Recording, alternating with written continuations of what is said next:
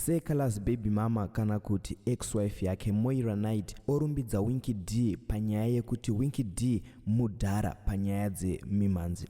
Kusangana kwatikuita zvakare pachannel ino, channel yeZimutiness TV yandinodzoka ndichikupa maupdates akasiyana-siyana.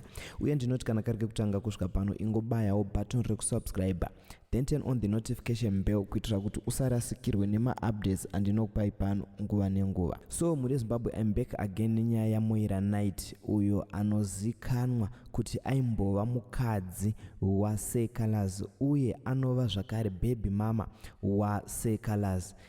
Moira Knight mwana wa legend Eric Knight uyo asvika iye pakuzorumbidza Winky D nemabasa akabata nezuro munhandare yeRufaro Stadium apo akaperforma muhome ground maSecolors. Izvo zvakaita kuti Secolors azofuma muzuva ranhasi achitaura iye kuti ndinoda clash naWinky D.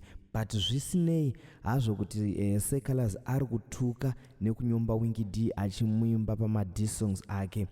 Moira Knight anova mukadzi waakaita naye mwana asvika iye pakuzorumbidza iye Winky D achiti iye Winky D muhombe. So Moira Knight anyora iye paFacebook page rake akati ava tofanira kuvati Winky triple D kunge size yangu yebra low. But jokes aside, this musician oozes greatness per excellence. That was such an impressive performance. Ukaonawo munhu wakaita naye mwana achisvika iye pakuyemura mhando yako, ziva kuti munhu iyeye anenge akaoma. So muri Zimbabwe ngasangane mucomment section muchitudzowo zvamofunga about this nyaya yaSecolors ari kuzochallenge Winky D kuti ari kuda clash. Munopaonawo sei? Uriwe unoita sei? Unovati varova clash here kana kuti zvongoramba zvakadaro vanhu vangoziva kungoti mambo ndimambo, mumwe oramba angori mambo wemabhanditi, mumwe ongorambawo ari mambo wemagafa? Ngatisangane mucomment section.